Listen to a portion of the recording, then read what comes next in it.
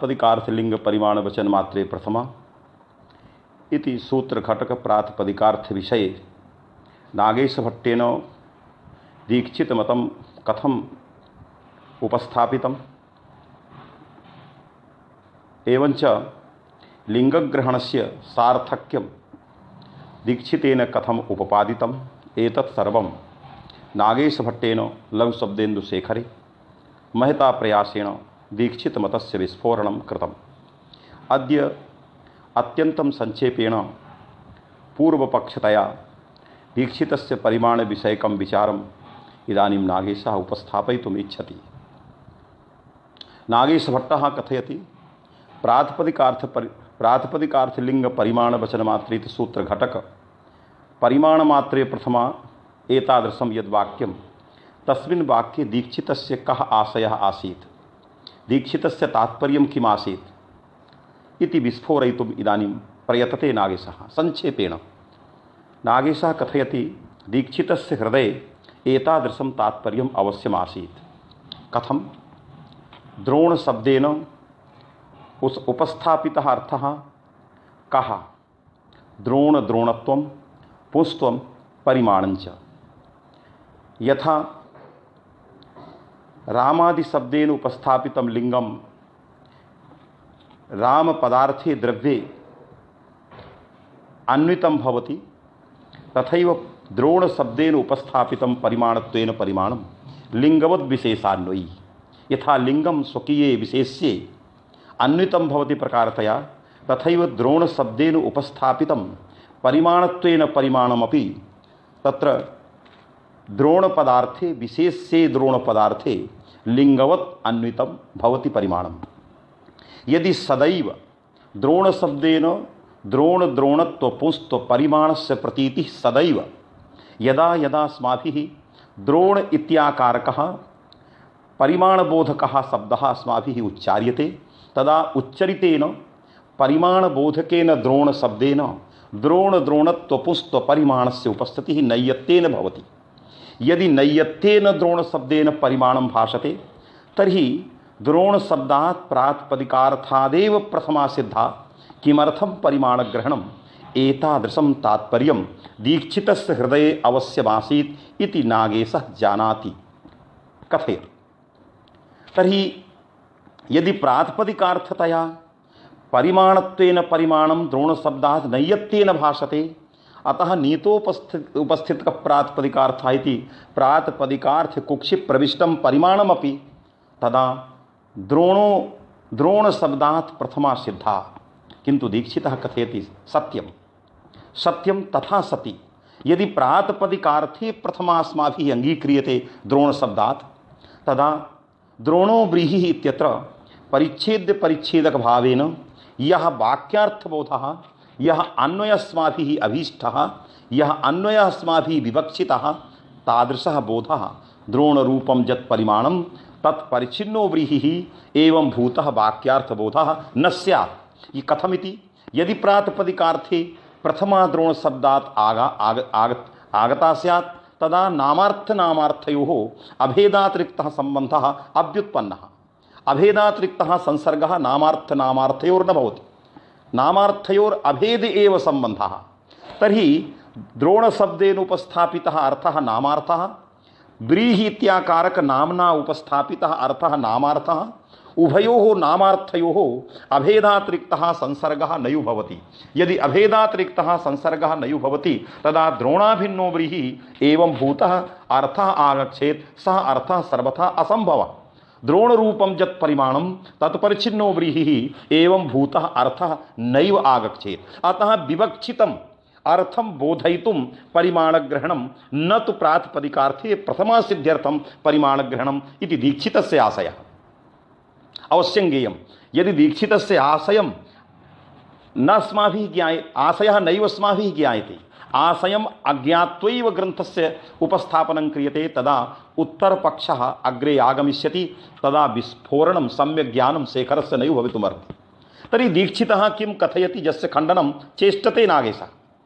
तर्हि दीक्षितः कथयति अस्माभिः प्रतिपादितं यत् द्रोण शब्देन उपस्थापितं परिमाणं द्रोणत्वं द्रोणश्च पुंस्त्वं सर्वं नय्यत्तेन भासमानं प्रातिपदिकार्थ कुक्षि प्रविष्टम् एतावता प्रातिपदिकार्थे प्रथमा सिद्धा तदर्थं परिमाणग्रहणं नास्ति अपितु परिच्छेद परिच्छेदक भावेन द्रोण पदार्थस्य व्रीहि पदार्थेन साकम् अन्वयः यथा स्यात् तदर्थं परिमाणग्रहणं कर्तव्यम् इति दीक्षितस्य अभिप्रायः।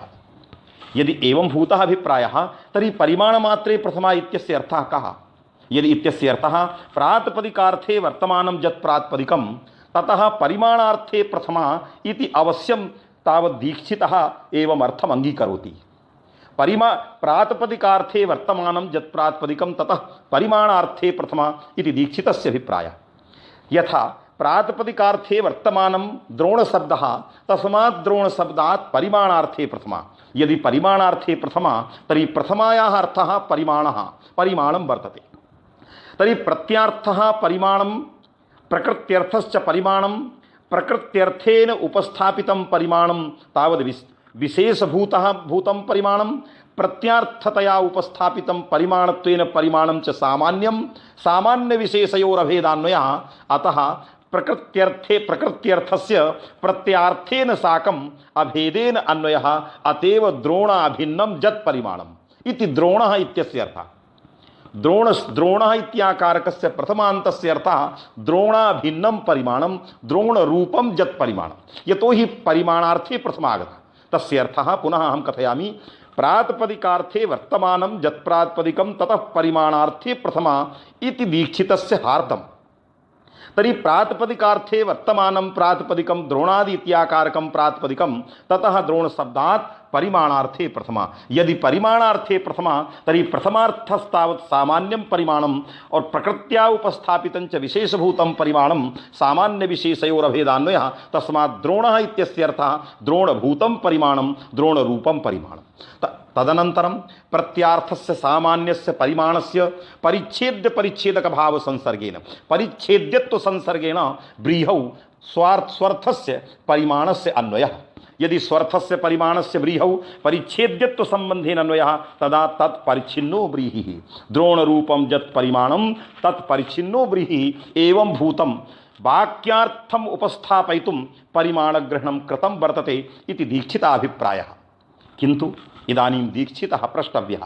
नागेशः इदानीं कथयति दीक्षितः प्रष्टव्यः कथं? यत् प्रातिपदिक यदि परिमाणमात्रे प्रथमा एतस्य वाक्यस्य अयम् अभिप्रायः यत् प्रातिपदिकार्थे वर्तमानं यत् प्रातिपदिकं ततः परिमाणार्थे प्रथमा न स्वार्थे न प्रातिपदिकार्थे अपितु परिमाणार्थे। यदि परिमाणार्थे प्रथमा आगच्छति चेत् तदा प्रातिपदिकार्थे वर्तमानं प्रातिपदिकं रामादि प्रातिपदिकमपि वर्तते। यदि रामादि वृक्षादि प्रातिपदिकमपि प्रातिपदिकार्थे वर्तमानं वर्तते ततः परिमाणार्थे प्रथमा कथं नागच्छति? अतः सूत्रघटकस्य परिमाणशब्दस्य आवृत्तिः क्रियते। आवृत्त्या परिमाणमात्रे प्रथमा इत्यस्य को अभिप्रायः?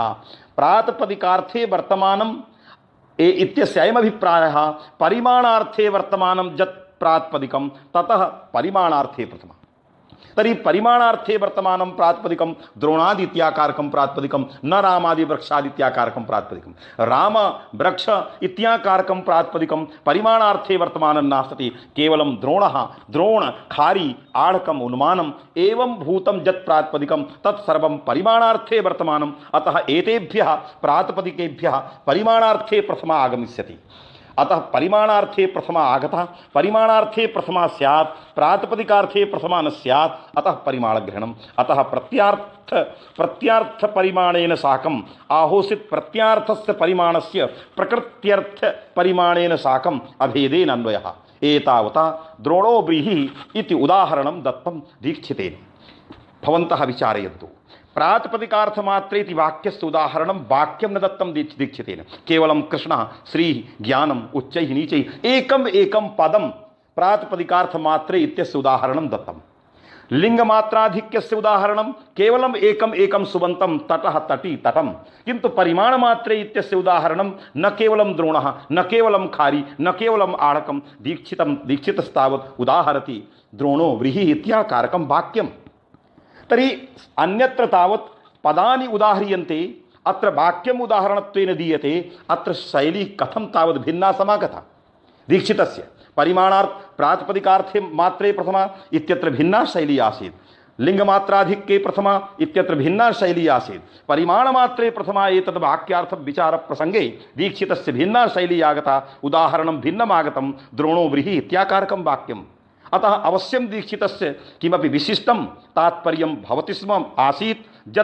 तत्तात्पर्यं बोधयितुं दीक्षितेन परिमाणग्रहणं कृतं, न परिमाणग्रहणं लिंगवत् प्रातिपदिकार्थे प्रथमा बोधयितुं परिमाणग्रहणं कृतं वर्तते इति दीक्षितस्य अभिप्रायः। एतत् सर्वम् अभिप्रायं मनसि कृत्य शेखरे नागेशभट्टः लिखति। सः कथयति अभेद संसर्गेण इति प्रतीकं मूलग्रन्थस्य। अभेद संसर्गेण इति प्रत्यार्थस्य परिमाणस्य अभेद संसर्गेण प्रकृत्यार्थेन परिमाणेन साकम् अभेदः। तादृशम् अभेद संसर्गं रूपं प्रतीकं गृहीत्वा इदानीं नागेशः विचारयति अभेद संसर्गेण इति। अभेद संसर्गेण इति प्रकृति प्रत्यार्थयोः यः अभेदः संसर्गः तादृशम् अभेदं संसर्गं स्वीकृत्य स्वीयं विचारम् उपस्थापयितुम् इच्छति नागेशः। तर्हि नागेशः कथयति मंजूषायाम् अभेदस्य संसर्गत्वं मया खण्डितम्। अभेदस्तु न संसर्गः। संयोग संसर्गस्य संसर्गत्वम् अस्माभिः खण्डितं। समवायस्य संसर्गत्वं मंजूषायां खण्डितं। यदि संसर्गस्य अभेद संसर्गः नास्ति इति तस्य संसर्गत्वं खण्डितं तदा कथं लिखति दीक्षितेन प्रकृति प्रत्यार्थयोः तावदभेदः द्रोणभूतं यत्परिमाणं द्रोणरूपं यत्परिमाणं तर्हि प्रकृत्यर्थस्य प्रत्यार्थेन साकम् अभेदः कथमिति। यतोहि अभेदस्य संसर्गत्वं मंजूषायां विखण्डितं। किंच भावप्रकाशकारेण श्रीमता वैद्यनाथ पायगुण्डेनापि स्वकीयायां टीकायां भावप्रकाशटीकायां मनोरमा ग्रन्थस्य भावप्रकाशटीका तत्रापि अभेदस्य संसर्गत्वं खण्डितं। यतोहि नागेशस्य साक्षात् शिष्यः वैद्यनाथ पायगुण्डमहोदयः तावद् भवति स्म। एतावता अभेदस्य संसर्गत्वं खण्डितं।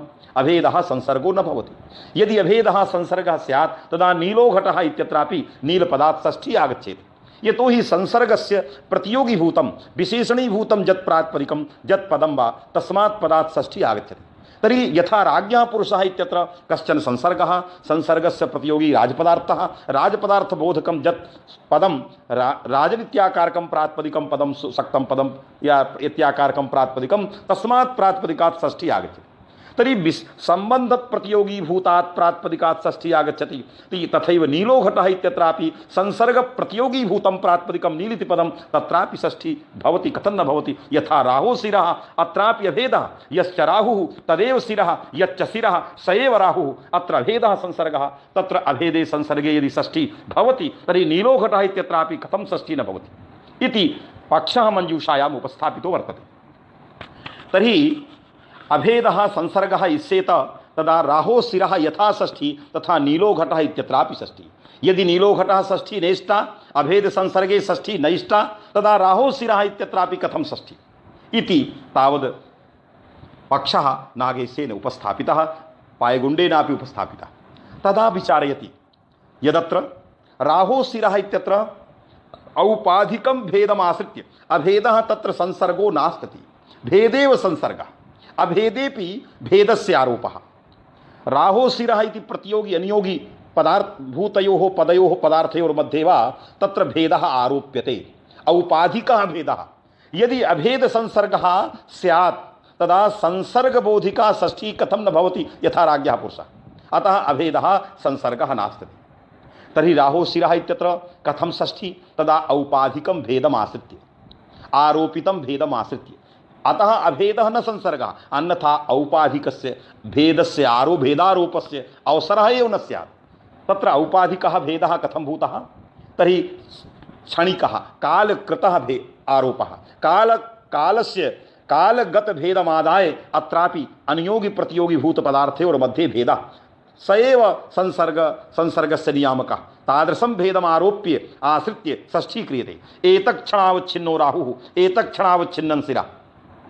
तर्हि एतक्षणावच्छिन्नं शिरः एतक्षणावच्छिन्नो राहुः तत्र क्षणिकं भेदमाश्रित्य तत्र उभयोः मध्ये तत्र भेदमाश्रित्य तस्य भेदस्य प्रतियोगिभूतं यत्पदं राहु इति पदं तस्मात् पदात् षष्ठी यथा सिद्धा।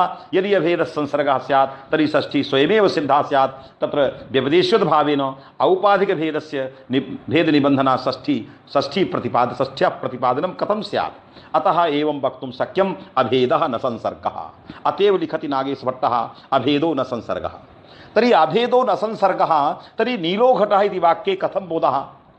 नीलाभिन्नो घटः नीलत्वावच्छिन्न नीलनिष्ठ प्रकारता निरूपिता या विशेषता तक्षाली बोधः अभेद संबंधावच्छिन्ना प्रकारता अभेद संबंधावच्छिन्ना विशेषता तत्तत् प्रकारता विशेषता की यह बोधः सा बोधः कथं स्यात्। तर्हि अभेद संबंधावच्छिन्न नीलत्वावच्छिन्न नीलनिष्ठ प्रकारता निरूपित विशेषता घटत्वावच्छिन्न विशेषताशाली यावान् बोधः सः बोधः न स्यात्। ततो हि अभेदः संसर्गे एव नास्ति। अतः अभेदस्य संसर्गत्व सिद्ध्यर्थं नागेशः कथयति इतर संबंधानवच्छिन्न विशेष विशेषण भाव रूप संसर्ग अभेद पदेन गृहीतव्यः न तो अभेदः भेदाभावः एवं भूतः। अभेदः तादात्म्य रूपम अभेदः एवं नांगीकर्तव्यः। तर्हि नील तादात्म्यवान् घटः घटस्तादात्म्यवान् नीलः एवं भूतं तादात्म्य स्वरूपम अभेद स्वरूपम नांगीकार्यम्। अपि तु अभेदस्य अत्र तात्पर्यं यत्र संसर्गत्वेन भेदः विवक्षितः विभक्त्यर्थस्तु तादात्म्यमिति अन्या कथा किंतु संसर्गतया यत्र भेदः विवक्षितः जेषु जेषु वाक्येषु तत्र सर्वत्र भेदस्य तात्पर्यम् इतर संबन्धानवच्छिन्न विशेष विशेषण भावः। तर्हि इदानीं सर्वैर्ज्ञेयः इतर संबन्ध अनवच्छिन्न विशेष विशेषण भावः। तर्हि अवश्यं विशेष विशेषण भावः भावरूपः संसर्गः सर्वत्र भवति।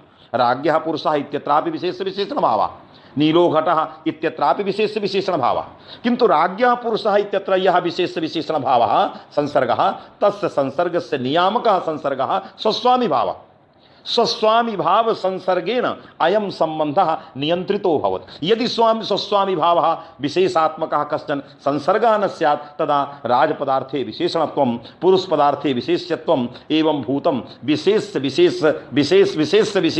विशेषणत्व रूपस्य संसर्गस्य सामान्यस्य प्रतीतिः न स्यात्। अतः विशेष विशेषणत्व रूप संसर्गस्य प्रतीति नियामकः संसर्गः स्वस्वामी भावः। अतः स्वस्वामी भाव संबंधेन अवच्छिन्नः स्वस्वामी भाव संबंधावच्छिन्नः अयं विशेष विशेषण भावः। स्वस्वामी संबंधेन युक्तः स्वस्वामी भाव संसर्गेण नियंत्रितः निश्चितः अनुमितः अयं विशेष विशेषण भावः। अत्र विशेष विशेषण भावातिरिक्तः संबंधः स्वस्वामी भावः।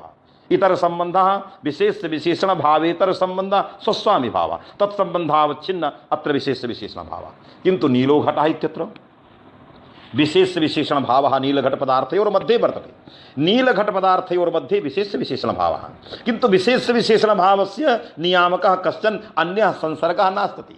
यथा राज्ञः पुरुषः इत्यत्र विशेष विशेषण भावस्य नियामकः संसर्गः स्वस्वामी भावः तथैव नीलो घटः इत्यत्र नीलघट पदार्थयोर्मध्ये यः विशेष विशेषण भावः तादृशस्य विशेष विशेषण भावस्य संसर्गस्य नियामकः कश्चन अन्यः संसर्गः नास्ति। यदि अन्यः संसर्गः नास्ति तर्हि अत्र नीलो घटः इत्यादिषु वाक्येषु इतर संबंधानवच्छिन्न विशेष विशेषण भावः राज्ञः पुरुषः इत्यादिषु इतर संबंधावच्छिन्न विशेष विशेषण भावः। तर्हि अभेदः यत्र कुत्रापि वैयाकरणनिकाये वैयाकरण संप्रदाये अभेदस्य संसर्गतया क्वचित् चर्चा आगच्छति तदा नागेशः कथयति अभेदस्य इदमेव तात्पर्यम् इतर संबंधानवच्छिन्न विशेष विशेषण भावः। अतएव शेखरे इदानीं लिखति शेखर पंक्तिः द्रष्टव्या सर्वैः इतर संबंधानवच्छिन्न विशेष विशेषण भाव संसर्गेण कथम् अग्रे लिखति अभेदः न संसर्गः अन्यत्र मंजूषायां प्रपंचितम्। तर्हि अभेदस्य संसर्गत्वं यथास्माभिः खण्डितम्। अतः यत्र कुत्रचित् व्याकरण संप्रदाये अभेदः इति आगच्छति तदा तस्य अभेदस्य इदमेव तात्पर्यम् इतर संबंधानवच्छिन्न विशेष विशेषण भावः अयं संबंधः। इतर संबंधानवच्छिन्न विशेष विशेषण भाव इत्यस्य अर्थः त्वा इति इतर संबंधानवच्छिन्न विशेष विशेषणत्व एवं भूतः कश्चन अखण्डोपाधिः सह स्वरूप संबंधेन अयं धर्मः प्रतियोगिवाचके अनियोगिवाचके उभयत्र दुष्टत्वात् एतस्य संसर्गत्वं सिद्धं यथा वाच्यवाचक भावः कश्चन खण्डः वाच्यवाचकत्व यथा खण्डं वर्तते तस्य वाच्यवाचकत्वं स्वरूपसम्बन्धेन शब्दे अर्थे तथैव अत्रापि स्वरूपसम्बन्धेन प्रतियोगिवाचके पदार्थे एवञ्च अनियोगिभूते पदार्थे तत्रापि स्वरूपसम्बन्धेन अतः स्वरूपसम्बन्धेन उभयत्र सत्वात् एतस्य सम्बन्धत्वं दुष्टत्वं सिद्धम् अतः संबंधो ही संबंधिभ्यां भिन्नः दुष्टः विशिष्ट बुद्धि नियामकः स एव संसर्गः अयम इतर संबंधानोच्छिन्न विशेष विशेषण भावः संबंधः संबंधिभ्यां भिन्नः दुष्टः द्वयोः तावत् उभयत्र तिष्ठति द्वयोस्तिष्ठति एवञ्च विशिष्ट बुद्धि नियामकः नील विशिष्टो घटः एतादृशी विशिष्टा बुद्धिः भवति अतः विशिष्ट बुद्धि नियामकः तथैव द्रोणः इत्यत्रापि द्रोण विशिष्टं परिमाणम् इत्याकारिका विशिष्ट बुद्धिः अतः विशिष्ट बुद्ध्या अत्रापि इतर संबंधानवच्छिन्न विशेष विशेषण भावेन अभेद संसर्गेण तत्र प्रकृत्यर्थस्य प्रत्यार्थे विशेषणम् एवञ्च द्रोण रूपं यत् परिमाणं तादृशस्य प्रत्यार्थस्य परिमाणस्य परिच्छेदक भावेन आवश्यक परिच्छेद्यत्वेन च व्रीहौ अन्वयः तस्मात् द्रोण रूपं यत् परिमाणं तत्परिच्छिन्नो व्रीहिः इति आगतम् इति नागेशेन दीक्षितस्य मतस्य प्रतिपादनं महता तावद् संक्षेपेण नागेशेन अत्र कृतम् अग्रे खण्डयिष्यति प्रात् यदा आगमिष्यति इदं मतं परे तु तदा प्रातिपदिकार्थस्य विषये स्वीयं मतम् उपस्थाप्य वचनग्रहण विषये परिमाणग्रहण विषये लिंगग्रहण विषये सर्वापि चर्चा तैः करिष्यते तत्र अग्रे आगमिष्यति इदानीं नादीक्षित दिशा तावत् प्रातिपदिकार्थमात्रे प्रथमा लिंगमात्रे प्रथमा परिमाणमात्रे प्रथमा एतस्य चर्चा समाप्त्यनन्तरम् इदानीं वचनमात्रे प्रथमा एतस्मिन् विषये नागेशः किमपि कथयितुम् इच्छति अग्रे तत्र तस्यापि तच्चर्चा स्वकीये स्वमतनिरूपणप्रसङ्गे तैः करिष्यति इदानीं दीक्षितमतं विस्फोरयति वचनमात्रे प्रथमा इत्यत्र तर्हि वचनमात्रे प्रथमात् सर्वप्रथमं ज्ञेयं वचनम् इत्यस्य कः अर्थः तदा दीक्षितः स्वयमेव सिद्धान्तकौमुद्यां लिखति वचनं संख्या तर्हि प्रातिपदिकार्थलिंग परिमाण वचनमात्रे प्रथमा वचनमात्रे प्रथमा एतस्मिन् प्रसंगे वचनपदार्थः पारिभाषिकः सा च संख्यारूपः पदार्थः अतएव लिखति वचनं संख्या पूर्वाचार्याणां तस्मिन्नर्थे वचनपदस्य व्यवहारात् अयं हेतुः पूर्वाचार्याणां दीक्षितात् पूर्वं ये केचन आचार्याः भवन्ति स्म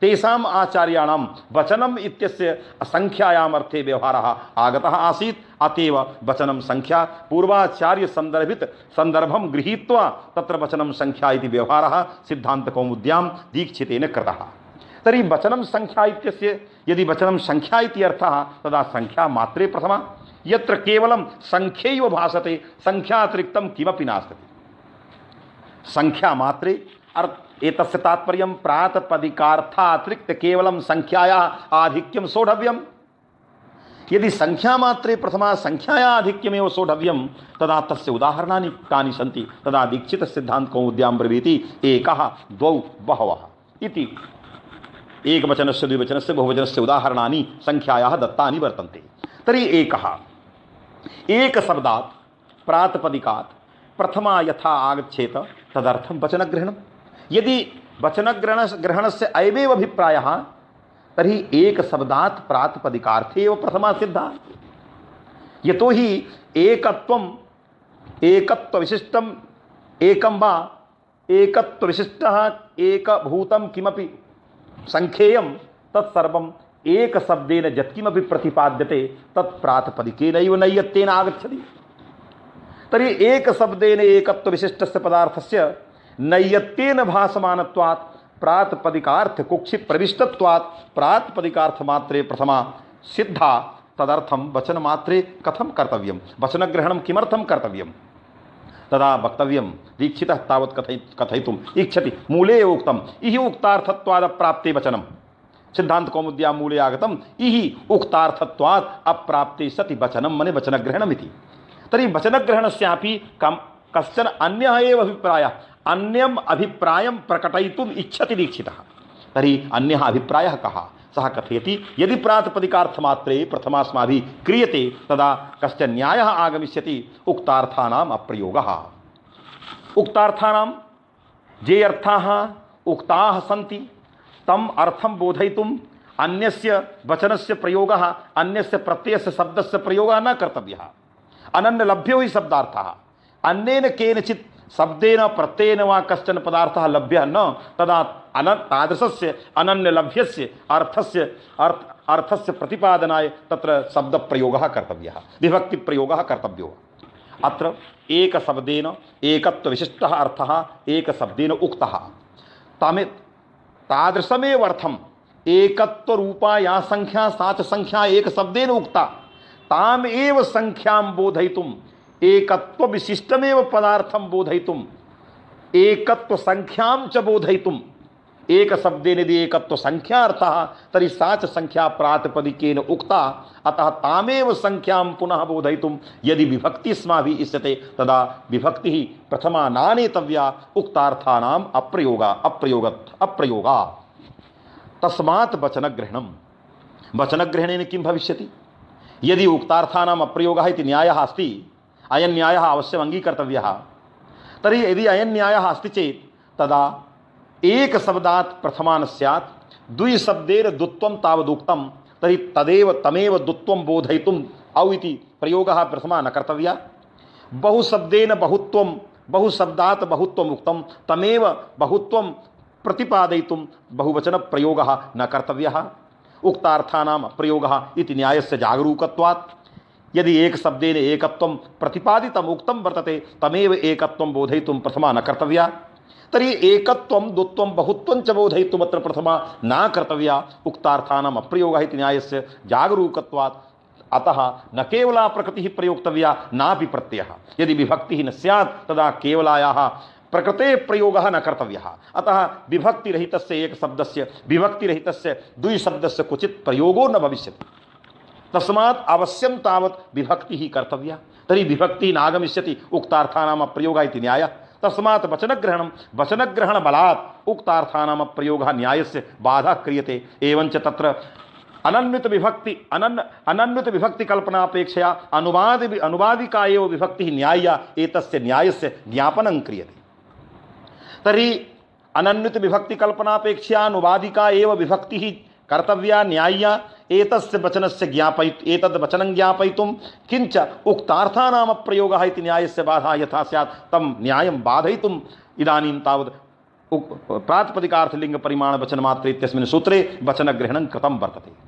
अतः वचनग्रहणबलात् उक्तार्थानाम् अप्रयोगः इति न्यायस्य बाधाः। एवञ्च तत्र न केवला प्रकृतिः प्रयोक्तव्या, अतः प्रकृतिमात्रस्य प्रत्ययमात्रस्य प्रयोगस्य सर्वथा असम्भवात् विभक्तिः अवश्यं कर्तव्या। का विभक्तिः कर्तव्या? कदाचित् अनन्विता विभक्तिः नागच्छेत, द्विशब्दात् तत्र सुविभक्तिः नागच्छेत, बहुशब्दात् अविभक्तिः नागच्छेत, तदर्थं तावद् अयं न्यायः अङ्गीकर्तव्यः। यदि अनन्वित विभक्ति कल्पनापेक्षया अनुवाद्य विभक्तिरेव ज्यायसी एतादृशस्य न्यायस्यापि कल्पना कर्तव्या। तस्मात् एक शब्दात् सुविभक्तिः एवञ्च द्विशब्दात् अविभक्तिः अनुवादत्वेन बहुशब्दात् जस् विभक्तिश्च अनुवादिका विभक्तिः तत्र सिद्धा भवति इति वचनमात्रे प्रथमा एतस्य वाक्यस्य दीक्षितोक्तस्य वाक्यस्य अयम् अभिप्रायः। तमेव अभिप्रायं प्रकटयितुं नागेशः इदानीं वक्ति शेखरः द्रष्टव्यः। सः कथयति इहि उक्तार्थत्वात् सिद्धान्तकौमुद्याम् इदं वाक्यम् इहोक्तार्थत्वात्। तर्हि इदं प्रतीकमाश्रित्य नागेशः कथयति उक्तार्थानाम् अप्रयोगात्। उक्तार्थानां प्रतिपादनाय शब्दप्रयोगः न कर्तव्यः, विभक्तिप्रयोगः न कर्तव्यः।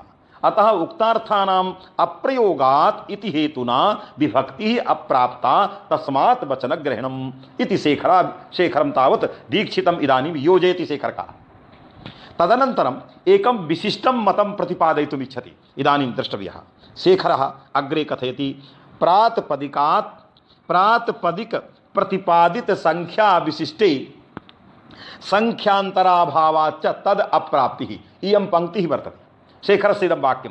सर्वेपि भवन्तः इदानीं पश्यन्तु इदं वाक्यं। प्रातिपदिक प्रतिपादित संख्या विशिष्टे संख्यान्तराभावाच्च तद् अप्राप्तिः। इदं वाक्यं तदप्राप्तिः प्रथमायाः अप्राप्तिः। कुत्र अप्राप्तिः? एक शब्दात् द्विशब्दात् बहुशब्दात् प्रथमायाः अप्राप्तिः। कथम अप्राप्तिः? संख्यान्तराभावाद् अप्राप्तिः। एकत्वभूतां संख्यामादाय कथं न प्राप्तिः? उक्तार्थत्वात्। एतत् सर्वं विस्फोरयितुम् इदानीं वक्ति प्रातिपदिक प्रतिपादित संख्या विशिष्टे। प्रातिपदिकम् एकम्, एक इत्याकारकं पदं।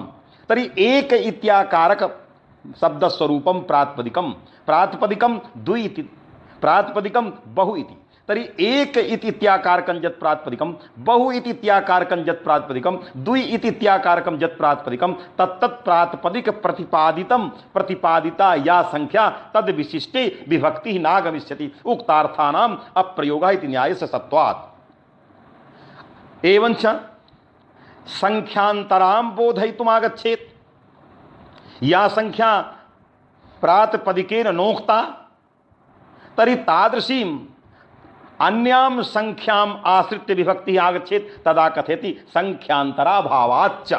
यदि अन्या काचित् एक शब्देन एकत्वातिरिक्ता काचित् अन्या संख्या भवेत् तदा सा संख्या प्रातिपदिकेन उक्ता न स्यात्, तां संख्यां बोधयितुम् अवश्यं विभक्ति आगच्छेत्। किंतु अन्या संख्यांतरा, अन्या संख्या संख्यांतरा, अन्या संख्यापि नास्ति। या संख्या अस्ति एकत्वं सा च संख्या एकत्व विशिष्टं वा, सा च संख्या एकत्वभूता संख्या प्रातिपदिकेन उक्ता।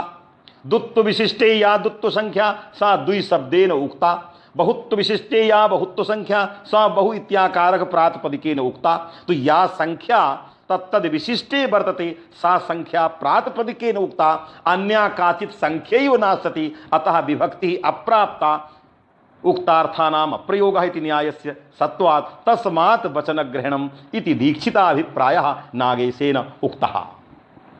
तर्हि प्रातिपदिक प्रतिपादित संख्या विशिष्टे विशिष्टे तद अप्राप्तिः इति अन्वयः कर्तव्यः। प्रातिपदिक प्रतिपादित संख्या विशिष्टे प्रथमायाः अप्राप्तिः कथम् उक्तार्थानाम् अप्रयोगः इति न्यायस्य सत्वात्। पुनश्च अन्या संख्या काचित् स्यात् तर्हि एकत्वातिरिक्त, एक शब्दे एकत्वातिरिक्ते एकत्व विशिष्टे एकत्व इति इत्यत्र एकत्वातिरिक्ता संख्या, दुत्व विशिष्टे दुत्वातिरिक्ता संख्या, बहुत्व विशिष्टे बहुत्वातिरिक्ता संख्यैव नास्ति, अतः संख्यांतराभावाच्च प्रथमायाः अप्राप्तिः। तर्हि संख्यांतराभावात् प्रथमायाः प्राप्तिः, या संख्या सा प्रातिपदिकेन उक्ता तस्मात् प्रथमायाः अप्राप्तिः, अतः प्रथमायाः सर्वथा अप्राप्तिः, अतएव वचनग्रहणम् इति तावत् नागेशेन उक्तम् इति पंक्तेः अभिप्रायः। पुनः अग्रे नागेशः कथयति, इदानीं श्रोतव्यं। नागेशः अग्रे कथयति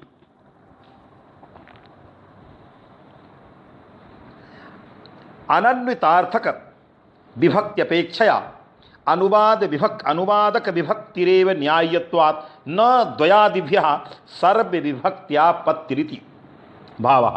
नागेशः कथयति इदमपि वाक्यम् अत्यन्तं गभीरं वाक्यं शेखरस्य।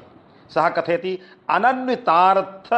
अनन्वितार्थक विभक्त्यपेक्षया अनुवादक विभक्तिरेव न्याय्यत्वात् न द्वयादिभ्यः सर्वविभक्त्यापत्तिरिति भावः। इदानीं द्रष्टव्यं। नागेशः कथयति अनन्वितार्थक, तो ही न केवला प्रकृतिः प्रयोक्तव्या नापि प्रत्ययः इति भाष्यानुरोधेन अवश्यं विभक्तिः कर्तव्या, अपरिनिष्ठितं न प्रयोक्तव्यं। तर्हि एक शब्दात् द्विशब्दात् बहुशब्दात् उक्तार्थस्य सत्त्वेपि विभक्तिः कर्तव्यैव। यदि विभक्तिः कर्तव्या तर्हि नागेशः कथयति कदाचित् द्विशब्दात् सु आगच्छेत, बहुशब्दात् औ आगच्छेत, तत्रापि पदं भविष्यति, अपदं न भविष्यति, पदमागतं, केवला प्रकृते प्रयोगोपि नास्ति विभक्तिरागता, तो तत्रापि एवं न वक्तव्यं। सः कथयति कथम् अनन्वित विभक्तिः तावन्न कर्तव्या, कथम् अनुवादक विभक्तिरेव न्याय्या। तो अनन्वित विभक्ति कल्पनापेक्षया अनुवादक विभक्तिरेव न्याय्या, न्याय्यत्वात् द्वयादिभ्यः इति विभक्तिः सर्वविभक्तिः न प्राप्ति। द्वयादिभ्यः इति पदं नागेशः इदानीं ब्रूते। द्वयादिभ्यः कथम्? आदौ तु एक शब्दः आसीत्, एकादिभ्यः इति वक्तव्यं, किन्तु नागेशः कथयति द्वयादिभ्यः। एकस्य शब्दस्य परित्यागः नागेशेन कथं कृतः? मूलग्रन्थे सः कथयति अनन्वितार्थक विभक्ति कल्पनापेक्षया अनुवाद विभक्तिरेव न्याय्यत्वात् न द्वयादिभ्यः, माने द्विशब्देभ्यः बहुशब्देभ्यः तावद् सर्वविभक्तेः आपत्तिः नास्ति। द्विशब्दात् सु इत्यस्य आपत्तिः, द्विशब्दात् तत्र जब बहुशब्दात् औ इत्यस्य आपत्तिः नास्ति। क्यों? बहुशब्दात् जसपि जस विभक्तिः प्राप्ता एवंच औ विभक्तिः प्राप्ता, द्विशब्दात् सुविभक्तिः प्राप्ता, औ विभक्तिः प्राप्ता, एवं रीत्या सर्वविभक्तिः प्राप्ता। तर्हि सर्वविभक्तेः आपत्तिः नास्ति। कथं? द्विशब्दात् सुविभक्तिः अनन्विता विभक्तिः, एवंच द्विशब्दात् बहुशब्दात् सुविभक्ति अनन्विता विभक्ति, अतः अनन्विता विभक्ति न कर्तव्या, तस्मात् द्विशब्दात् अविभक्ति, बहुशब्दात् जस् विभक्ति आगमिष्यति द्वयादिभ्यः आदिना, द्वयादिभ्यः इत्येतद् घटक आदि शब्देन बहु इत्याकारकं प्रातिपदिकं ग्राह्यं, तस्मात् प्रातिपदिकात् अनुवादिका जसेव आगमिष्यति। किन्तु एकस्य परित्यागः कथं कृतं नागेशेन, तस्य अभिप्रायः अयमस्ति, एक शब्दात् एक एव सु एव आगमिष्यति, एक शब्दात् अविभक्ति अनन्वितापि कदाचिदपि नागमिष्यति। कथम? एक वचनम औत्सर्गिकम, औत्सर्गिकम एक वचनम सर्वत्र करिष्यति इति सिद्धान्तः। औत्सर्गिकम एक वचनम करिष्यति इति भाष्यानुरोधात्।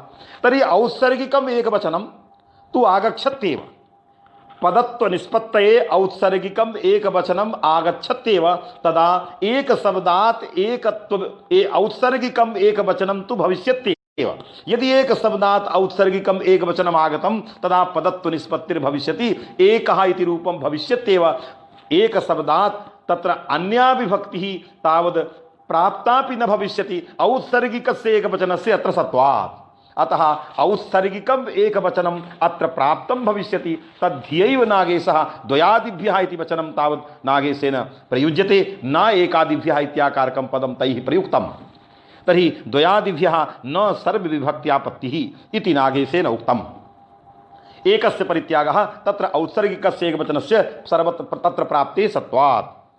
किञ्च अग्रे नागेशः कथयति, इन्द्राणी इत्यत्र प्रथमा दीक्षित मते कथम् आगमिष्यति, भवन्तोऽपि विचारयन्तु।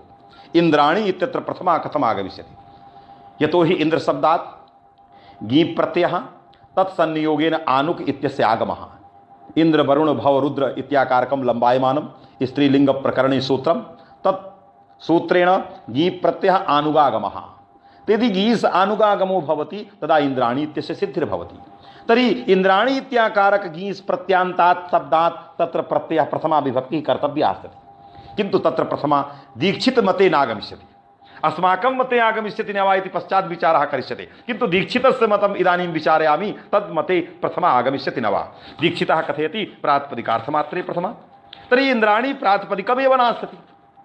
इंद्राणी इत्याकारकं गीः स्त्री प्रत्यांतं पदं प्रातिपदिकमेव नास्ति। इंद्राणी इत्यस्य प्रातिपदिक संज्ञा न भवति। यदि इंद्राणी इत्यस्य प्रातिपदिक संज्ञा स्यात् तर्हि ज्ञाप प्रातिपदिकात् सूत्रे प्रातिपदिकादेव प्रथमा रमा गौरी इत्यत्र आगच्छेत्, ज्ञापग्रहणं सूत्रे किमर्थं कृतं स्यात्? अतः इंद्राणी इति प्रातिपदिकमेव नास्ति। यदि प्रातिपदिकं स्यात् तदा इंद्राणी इति शब्देन इंद्रत्व इंद्र स्त्रीत्व विशिष्टस्य अर्थस्य नैयत्येन भानं तु भवति, किन्तु प्रातिपदिकेन न भवति। क्यों? इंद्राणी इत्यस्य प्रातिपदिकस्य अभावात्। प्रातिपदिकं किमस्ति? इंद्रिति। इंद्रित्याकारकं यत् प्रातिपदिकं तेन प्रातिपदिकेन इंद्रत्वस्य इंद्रस्य पुंस्त्वस्य प्रतीतिः स्त्रीत्वस्य प्रतीतिरेव नास्ति। जस्मात् इंद्र इंद्रत्व स्त्रीत्वस्य प्रतीतिः इंद्राणी शब्दात् तत्तु प्रातिपदिकमेव नास्ति। अतः प्रथमा दीक्षित मते कथं भविष्यति?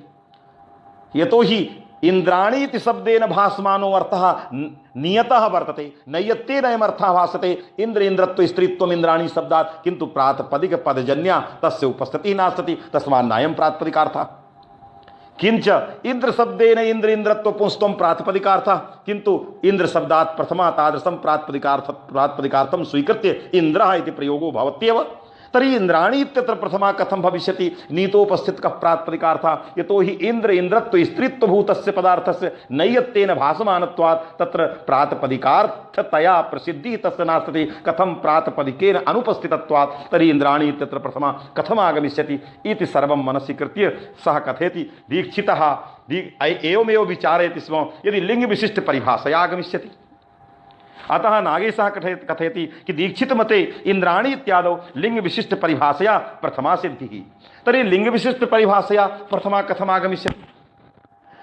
लिंग विशिष्ट परिभाषया एतद्रीत्या आगमिष्यति, यतोहि प्रातिपदिकग्रहणे लिंग विशिष्टस्यापि ग्रहणम् इयं परिभाषा। तस्याः परिभाषायाः अयम् अभिप्रायः, लिंगबोधक प्रत्ययरहिते दृष्टानां प्रातिपदिकत्व तद्व्याप्य धर्माणां लिंगबोधक प्रत्यय विशिष्टेपि आरोपः। यदि लिंगबोधक प्रत्यय रहिते दृष्टानां प्रातिपदिकत्व तद्व्याप्य धर्माणां लिंगबोधक प्रत्यय विशिष्टे आरोपः तर्हि इंद्राणी इत्यत्र लिंगबोधक प्रत्यय रहितः इंद्रिति यतो हि आनुक आगमः गीप संनियोग शिष्टः अतः लिंगबोधक प्रत्यय गीं से आन लिंगबोधक प्रत्यय रहिते इंद्र इत्यत्र दृष्टानां प्रातिपदिकत्व तद्व्याप्य धर्माणां तर्हि इंद्र इत्यत्र प्रातिपदिकत्वं वर्तते अतः प्रातिपदिकत्वस्य लिंगबोधक प्रत्यय विशिष्टे इंद्राणी इत्यत्र प्रातिपदिकत्वस्य आरोपः प्रातिपदिकत्वस्य आरोपस्य सत्वात् इंद्राणी प्रातिपदिकम् यतो हि प्रातिपदिकं किं भवति यत्र प्रातिपदिकत्वं तिष्ठति घटः कः भवति यत्र घटत्वं तिष्ठति मनुष्यः कः भवति यत्र मनुष्यत्वं तिष्ठति तस्मात् इंद्राणी इत्यत्र परिभाषया यदि प्रातिपदिकत्वम् आगच्छति तर्हि प्रातिपदिकत्वमेव प्रातिपदिकस्य परिचायकः अतः इंद्राणी इत्यस्यापि व्यवहारः प्रातिपदिकेन भविष्यति प्रातिपदिकत्वस्य धर्मस्य सत्वात् अयं घटः इति व्यवहारः भविष्यति घटत्वस्य सत्वात् अयं पटः इति व्यवहारो भवितुमर्हति पटत्वस्य सत्वात् अयं बानरः मनुष्यः इति व्यवहारः भवितुमर्हति न वा अयं बानरः मनुष्यो नायं मनुष्यः इति व्यवहारः किन्तु कदाचित् अयमपि व्यवहारो भवति अयं बानरः मानवः कथं धरे मनोहर मनुज शरीरा भगवान् श्रीराम चरित प्रसंगे एवम् आगच्छति हनुमदादि बानर सब्बीरा धरे मनोहर मनुज शरीरा तर्हि तत्रापि मनुष्यत्वम् आरोप्य बानरेषु मानव व्यवहारः यथा प्रसिद्धिः तथैव अत्रापि इंद्राणी इत्यत्र प्रातिपदिकत्वम् आरोप्य इंद्राणी इत्यस्य प्रातिपदिकत्वेन प्रातिपदिकेन व्यवहारः अतः इंद्राणी इत्याकारकं यत् प्रातिपदिकं तत्प्रातिपदिक पदजन्य या उपस्थितिः अर्थस्य भवति इंद्र इंद्रत्व स्त्रीत्वस्य सा उपस्थिति विषयीभूतो अर्थः नैयत्तेन भासते तादृशं नैयत्तेन भासमानम् अर्थं प्रातिपदिकार्थं च स्वीकृत्य इंद्राणी इत्यत्र प्रथमा सिद्धि न कश्चित् दोषः तर्हि अतएव कथयति लिंग विशिष्ट परिभाषया इंद्राणी इत्यादौ प्रथमा सिद्धिः किंच इदानीं सर्वं विचार्य प्रातिपदिकार्थमात्रे प्रथमा प्रातिपदिकार्थस्तावत् नीतोपस्थितकः लिंगमात्रे प्रथमा प्रातिपदिकार्थापेक्षा यत्र लिंगम अधिकं भासते तत्रापि प्रथमा एवंच प्रातिपदिकार्थे परिमाणार्थे वर्तमानं यत् प्रातिपदिकं ततः परिमाणार्थे प्रथमा द्रोणो व्रीहिः वचनमात्रे प्रथमा प्रातिपदिकार्थापेक्षया यद्यपि संख्या नातिरिक्ता तथापि उक्तार्थत्वात् न प्राप्ता तस्मात् वचनमात्रे प्रथमा एतत् सर्वं विचार्य इदानीं पुनः स्मरति सिंहावलोकन न्यायेन स्मरति यत्र अत्र सूत्रे परिमाण शब्दः परिच्छेदक परः न परिच्छेद्य परः यतो हि परिमाण शब्दः द्विविधः क्वचित् परिच्छेद्य परः क्वचित् परिच्छेदक परः यदा कर्मल्युडन्तः परिमाण शब्दः परिच्छेद्य परः करणल्युडन्तः परिमाण शब्दः परिच्छेदक परः तर्हि प्रातिपदिकार्थलिंग परिमाण वचन मात्रे प्रथमा यदा दीक्षितः परिच्छेदक पदम परिच्छेदक परम परिमाण शब्दं यदा स्वीकरोति तदैव परिमाण ग्रहणस्य इदानीं द्रोणो व्रीहिति वाक्यम् उदाहरणं भविष्यति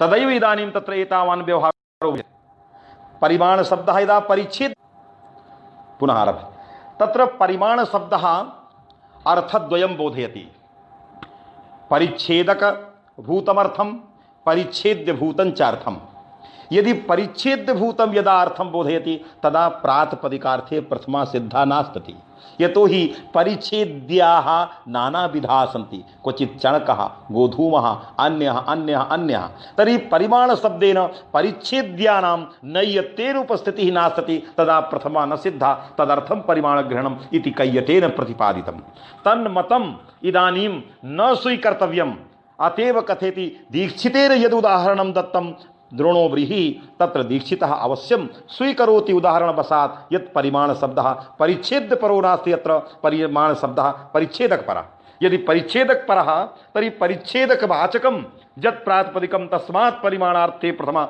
इति अभिप्रायः दीक्षितस्य अतएव लिखति परिमाण शब्दः परिच्छेदक परः तर्हि परिच्छेदकत्वेन न केवलं द्रोणः इत्युदाहरणम् अपि तो द्रोणो व्रीहिः खारी व्रीहिः आढ़कम व्रीहि एवं च उन्मानादयः एवं भूताः परिच्छेदकवाचकाः शब्दाः सर्वेपि शब्दाः उदाहरणत्वेन अंगीकर्तव्याः इति दीक्षितस्य आशयः। अतएव कथयति परिमाणशब्दः परिच्छेदकपरः अतः उन्मानादिष्वपि प्रथमा सिद्धिः। यथा द्रोणपदात् प्रथमा सिद्धिः परिमाणार्थे तथैव खारीपदादपि परिमाणार्थे प्रथमा। उन्मानादि मापवाचकं यत्किमपि पदम उन्मानादिकं तस्मादपि प्रथमा सिद्धिः परिमाणार्थे। सर्वत्रापि परिच्छेदकवाचकं यत् प्रातिपदिकं तत्तत् सर्वत्र परिमाणार्थे प्रथमा सिद्धा भवति। एतत् सर्वं नागेशेन दीक्षितं मतम् आश्रित्य इदानीं सर्वं विस्फोरितं। किंच दीक्षित मतम विचार्य प्रातिपदिकार्थमात्रे प्रथमा, लिंगमात्रे प्रथमा, परिमाणमात्रे वचनमात्रे प्रथमा एतस्मिन् विषये दीक्षित मतम प्रतिपाद्य इदानीं परेतु इति शब्देन स्वीयं मतम उपस्थापयितुम् उपक्रमते। परेतु इति परेतु यत्र कुत्रापि नागेशस्य अभिप्रायः स्वीयं मतम उपस्थापयितुं नागेशः क्वचिदपि इच्छति चेत् तदा परेतु शब्देनैव कथयति। यथा परिभाषेन्दुशेखरेपि यथोद्देश परिभाषा विचार प्रसंगे परेतु। अन्यत्रापि सर्वत्रापि यदा क्वचिदपि स्वीयं मतम उपस्थापयितुम् इच्छति तदा परेतु। अतएव परिभाषेन्दुशेखरे यथोद्देश परिभाषा निरूपण प्रसंगे परेतु इत्यस्य विवरणं कृतं भूतिटीकायां स्वमतम् आह। स्वमतं नागेशः स्वीयं मतम् आह इति परेतु इत्यस्य विवरणं कृतं। तस्मात् इदानीं प्राचीनमतं विचार्य परेतु अत्र सूत्रे एतत् शब्देन स्वीयं मतम् इदानीं विचारयितुम् इच्छति। एतावदेव अत्र उक्त्वा अहं विरमामि। धन्यवादाः, नमस्काराः। यतो हि दीक्षित मतं यच्च अस्माभिः विचारितं यच्च अस्माभिः अभ्यसितं तत्सर्वम् इदानीं विलोड्य आगन्तव्यम्, अनुभूय आगन्तव्यं। येन नागेशस्य अभिप्रायः सम्यक्तया अस्माकं सर्वेषां मनसि आगच्छेत्, सम्यक्तया तस्य मतस्य अनुभवः स्यात्। अतएव अत्रैव अहं स्वीयं विचारम् अत्रैव समापयामि। धन्यवादाः, नमस्काराः।